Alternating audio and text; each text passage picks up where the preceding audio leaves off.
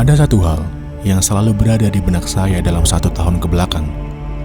Seakan-akan hal tersebut memaksa saya untuk selalu terjaga tiap malam hanya untuk berimajinasi. Kadangkala, pikiran bahwa jika diri ini melewatkan kesempatan tersebut, maka akan datang sebuah penyesalan. Sebuah nama besar yang sejak kecil menjadi sebuah angan belaka. Akankah suatu saat mampu saya gapai? Semakin saya pikirkan, semakin besar pula rasa penasaran yang timbul. Sesuatu harus segera diwujudkan, pikir saya, dan impian tersebut bernama Himalaya. Sehingga, setelah melakukan riset dan menimbang seluruh hal termasuk kemampuan diri, diputuskan bahwa Annapurna Base Camp yang menjadi tujuan saya. Annapurna Base Camp akan menjadi perjalanan terpanjang yang akan saya lakukan. Satu hal yang memantapkan diri ini untuk menggapai Himalaya, yaitu kesempatan yang sama belum tentu datang untuk kedua kalinya.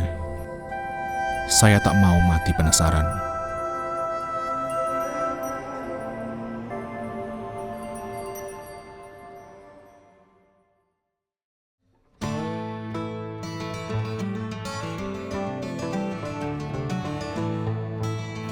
Ya, Annapurna Base Camp. Annapurna Base Camp akan menjadi perjalanan terpanjang yang akan saya lakukan. Dan semuanya serba baru untuk saya. Jarak tempuh yang tak biasa, suhu udara yang jauh lebih dingin, dan juga pertemuan pertama saya dengan salju juga beruntung. Semua harus dipersiapkan dengan matang, baik fisik, mental, dan tentu saja dompet. Tentu saja saya tidak sendiri. Saya ditemani oleh kawan saya asal Bali bernama Albertus Pamungkas. Kami sudah cukup lama berbincang mengenai rencana Nepal ini. Kapan akan berangkat? Kapan waktu terbaik untuk trekking di Himalaya? Peralatan apa saja yang perlu dibawa? Karena bagi saya pengalaman pertama selalu mendebarkan.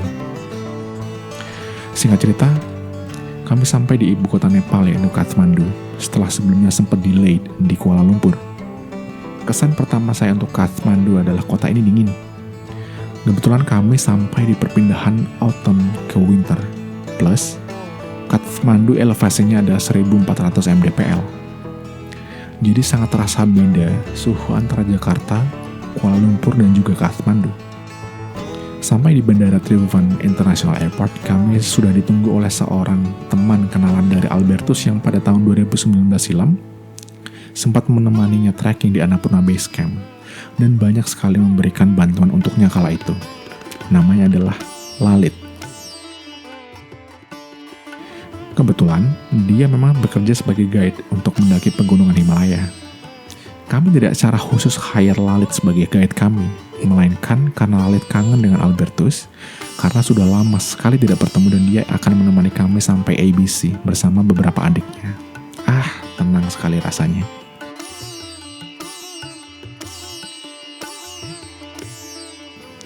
Malam itu kami berencana untuk menginap di sekitar Tamil Street, karena daerah tersebut memang pusatnya turis dan banyak tempat untuk mencari kebutuhan di sana. Kami berencana untuk menginap 2 malam di Tamil, sehari untuk istirahat dan sehari selanjutnya untuk mengurus seluruh perizinan, yaitu TIMS dan ACAP. Seluruh trekker di Nepal wajib mengantongi izin tersebut. Gampangnya, hal tersebut seperti simaksi kalau di gunung di Indonesia.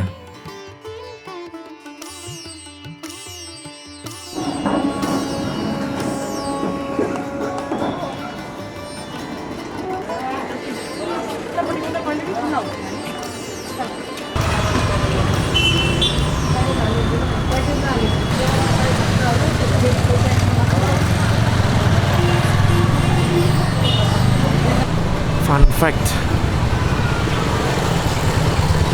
saya udah jalan dari belakang sana hingga sekarang ini nggak menemukan sama sekali lampu merah. Jadi memang bener-bener blong aja gitu, tidak ada apa-apa. Jadi saya udah jalan cukup panjang ya, muter-muter kota sama di Tamil, dan saya baru sadar bahwa memang nggak ada sama sekali traffic light di sini. Jadi Seluruhnya diatur oleh polisi dan berantakan semuanya. The traffic's insane. Hari ketiga, kami harus segera berpindah ke kota Pokhara, gerbang menuju pegunungan Annapurna. Ada beberapa alternatif transportasi yang bisa dipilih, mulai dari bus yang paling murah, charter jeep maupun menggunakan pesawat.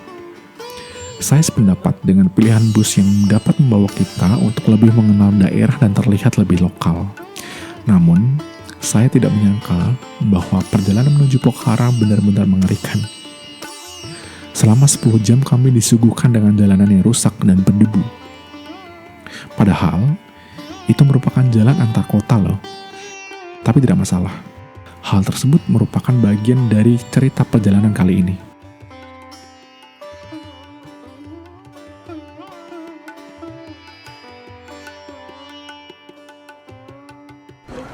Jadi ini adalah pemandangan dari sebelah tempat makan. Karena perjalanan menuju Pokhara itu memang ada semacam lunch break dan memang biasanya mampir ke sebuah tempat makan gitu. Wow.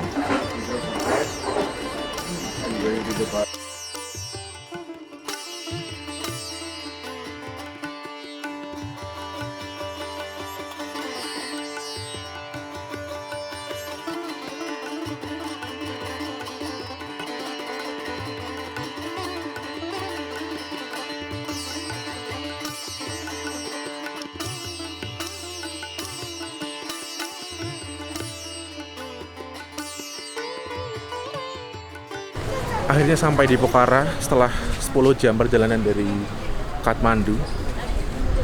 Saya nggak nyangka sih karena ternyata jalannya sangat bumpy, sangat jelek sekali, bahkan dari Kathmandu pun sudah jelek. Dan untungnya sampai Pokhara tepat waktu. Cuman masalahnya adalah kita nggak bisa ambil uang. Jadi seluruh transaksi dengan Mastercard maupun Visa nggak bisa diambil.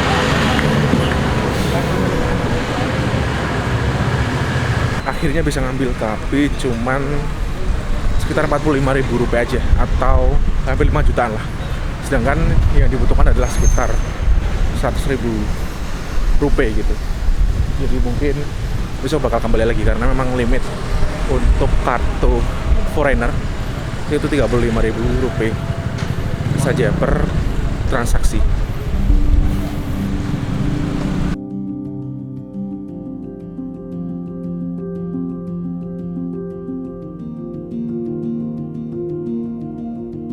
Third day in Pokhara.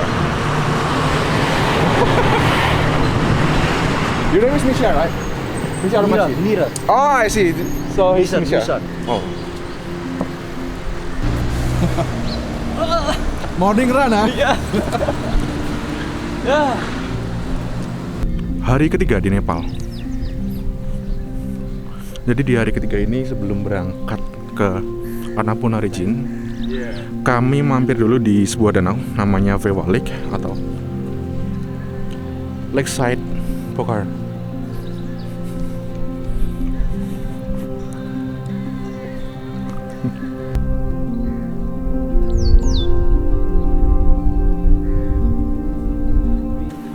Jadi kota ini benar-benar beda sih kalau dibanding sama Kathmandu. Di sini lebih tenang, lebih turistik, trotoarnya gede juga, lebih sepi dan nggak ada horns yang jelas. Jadi benar-benar peaceful.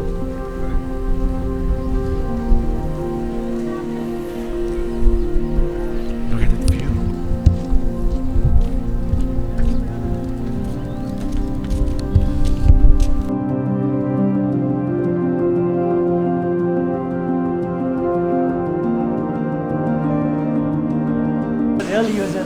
Cafe latte.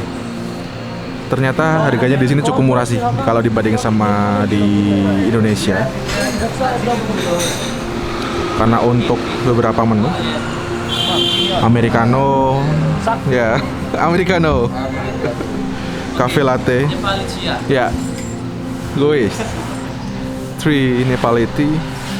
Ini cuma 800 Nepali rupiah atau sekitar nggak ada 100.000 sih, 80 ribuan, enggak. beli sesuatu di toko outdoor lokal karena kemarin saya kehilangan sebuah topi di bandara. Dibandingkan dengan Kathmandu, saya lebih senang ada di Pokhara karena trotoarnya besar, kemudian kotanya lebih teratur, tidak banyak klakson di sini, dan lebih damai. Karena sangat berbeda dengan Kathmandu yang dikit-dikit klakson, dikit-dikit orang nyerobot segala macam. Jadi ya, saya suka dengan kota ini. Dan ini adalah jalan menuju hotel yang saya tempati semalam.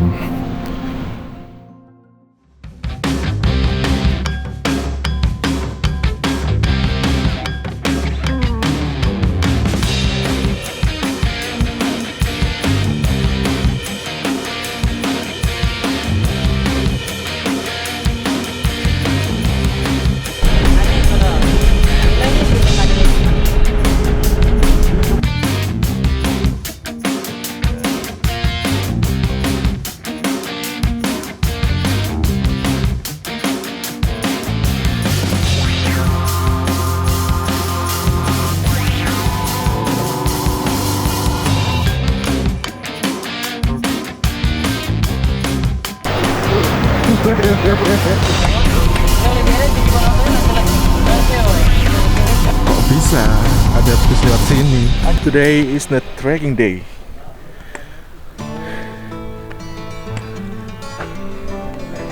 Tadi motong jalan dari Nayapul, Siwai, terus naik jeep sampai Samrong.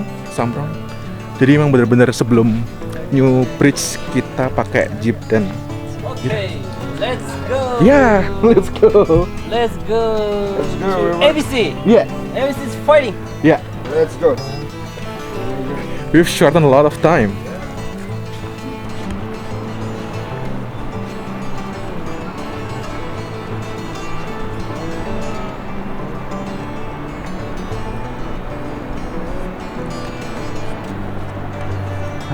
Namaste.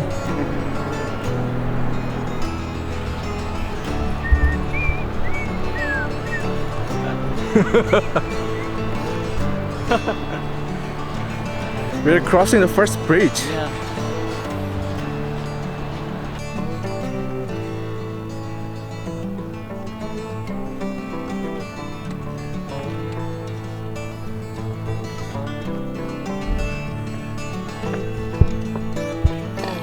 On our way to Chomrong, the sky is so beautiful.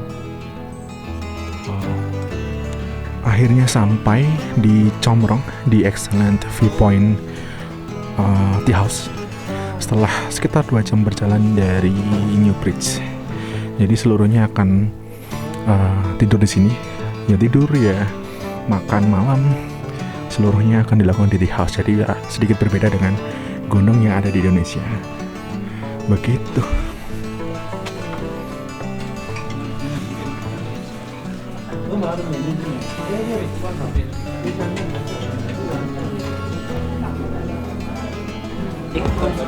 This one? Thank you. Do you want this one? Ya. I will. Jadi ini namanya dalbat. Isinya nasi, sayur. Ini apa ya? Nggak tahu ding. Terus ada Person after semacam kari, Yeah. chicken gitu. Terus ada juga sup. Ini makanan asli orang sini. Jadi mungkin kalau di Indonesia hampir kayak nasi padang gitu sih. Slogannya Dalbat Power 24 Hour. Selamat pagi kawan-kawan. Jadi ini adalah hari kedua pendakian setelah bangun dari tea house dan kita langsung disuguhi sebuah pemandangan yang luar biasa sekali.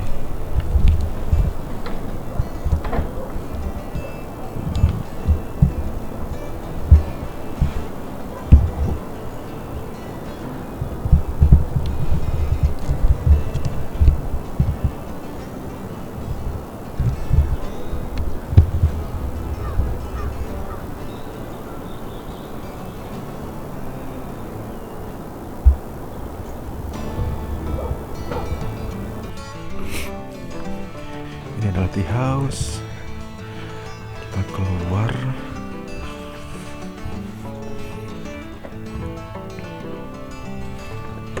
Ups.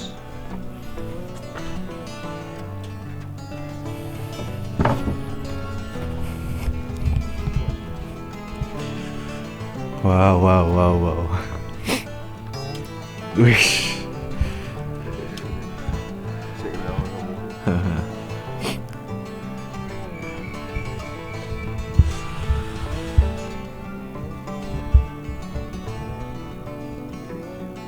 Wow, iya sih, mantep, Cox.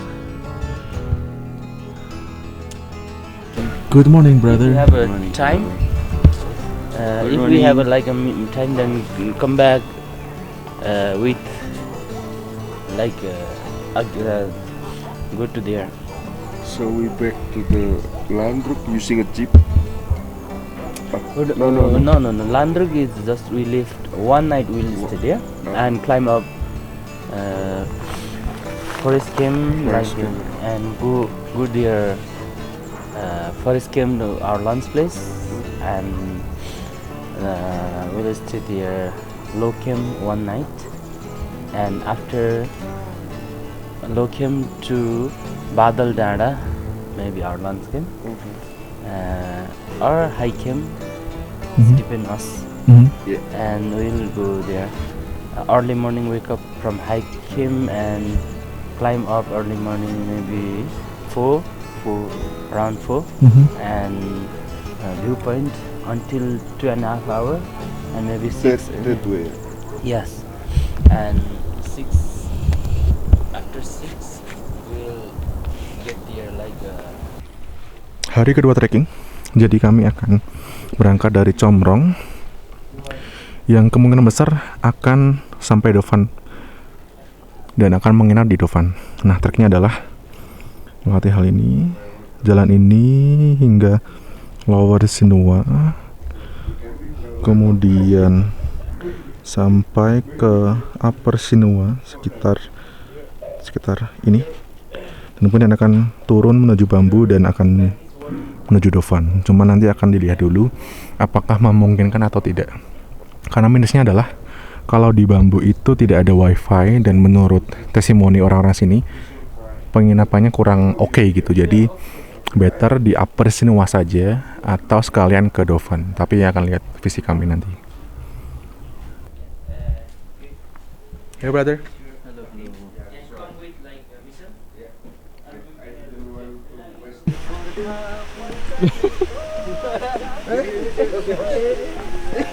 hey!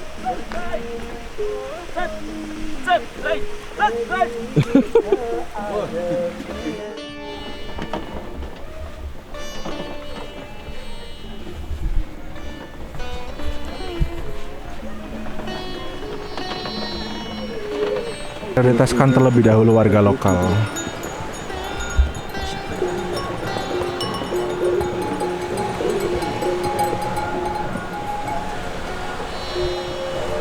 BTW selama perjalanan banyak banget jackpot sih. Jadi memang harus ekstra hati-hati untuk memilih jalan. We are crossing the second bridge. Jadi memang trek di sini adalah kita seperti melewati beberapa lembah dan dipisahkan oleh sungai, dan kita harus melewati jembatan seperti ini.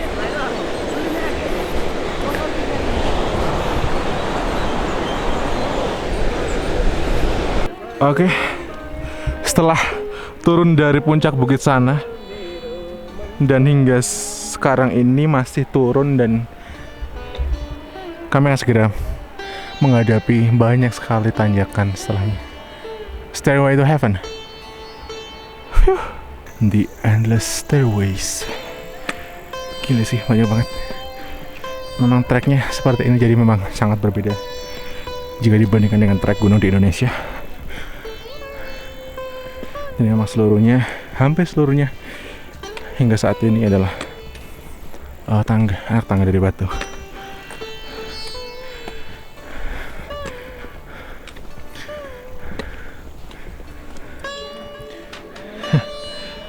Hey.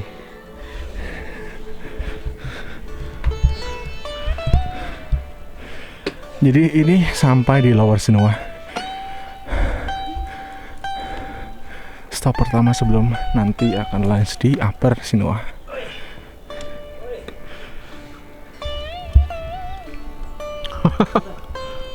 So cute. Look at the camera. Ya. Smile please. Jadi tadi jalan dari Comrong. Comrong ada di sana. Turun sampai lembah desa tersebut, terus naik sampai sini. Jadi bener-bener kayak ngelewatin lembah-lembah gitu treknya. So tiring. Akhirnya sampai Upper Sinua setelah menghadapi trek yang sangat luar biasa. Jadi isinya semua tangga semua dan sangat melelahkan. Time for lunch.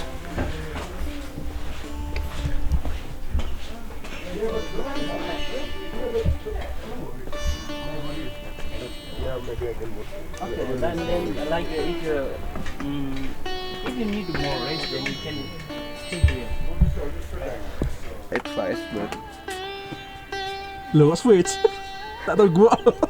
mau aku buat rekam soalnya. Do you lunch here? Yeah, we lunch here. But didn't get ready yet? Perjalanan dari Upper Sinua menuju Bambu, kemudian dari Bambu menuju Dofan. Treknya masih aman sih, belum ada tangga, jadi hopefully treknya seperti ini aja, karena kalau tangga cukup menyiksa. Finally arrived it. Hello. I think we stop here. Jadi tadi habis OTW dari Upper Sinua dan perjalanan menuju Dofan itu cukup berat ya. Bukan Upper Sinua sih yang berat adalah dari Combrang ke Upper Sinuanya, karena hampir seluruh treknya adalah anak tangga dan banyak sekali, dan ternyata itu cukup berpengaruh ke lutut saya gitu. Jadi sedikit ada kendala di lutut dan rada kayak mau kram kayak gitu, dan itu cukup mempengaruhi performa saya sih. Jadi setelah di Upper Sinua tadi sampai Bambu, jalannya turun terus dan baru berasa di situ lutut saya. Jadi daripada harus memaksakan diri, kami memutuskan untuk bisa berhenti dulu dan mungkin akan bermalam di Bambu saja daripada Dofan, dan besok akan OTW dari Bambu menuju Dofan dan akan berakhir di MBC. Oke.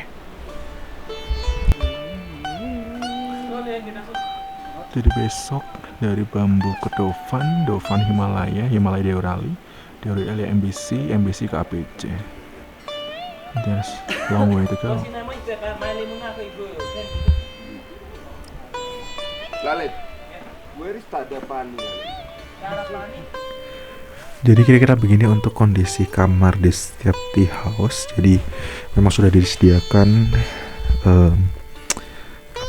selimut, kemudian ada bantal dan juga kasur, plus sudah ada penerangan juga. Tapi minusnya adalah sepertinya khusus di Bambu ya, di penginapan di daerah Bambu itu memang tidak ada pengecasan, jadi nggak ada charge sama sekali. Jadi harus ke dining hall. Nah, saya di sini tetap bawa SB. Kenapa? Karena pertama saya nggak terlalu suka tidur dengan jaket ya. Jadi saya better bawa ini. Memang sih ada selimut, cuman saya nggak terlalu yakin bahwa selimutnya itu bersih. Bayangkan mungkin kalian nggak pakai sleeping bag itu, terus kalian tutupi badan atau muka kalian dengan selimut yang saya rasa nggak sebersih itu, karena banyak digunakan orang dan mungkin jarang dipakai gitu. Jadi bayangkan aja kumannya seberapa banyak begitu. Jadi saya tetap membawa SB, dan dengan formasi seperti ini saya merasa sangat hangat gitu. Begitu kawan-kawan. Ukurannya seginilah ya, 2,5 kali 3 meter lah, dan ini cukup nyaman sih untuk hitungan di tengah gunung.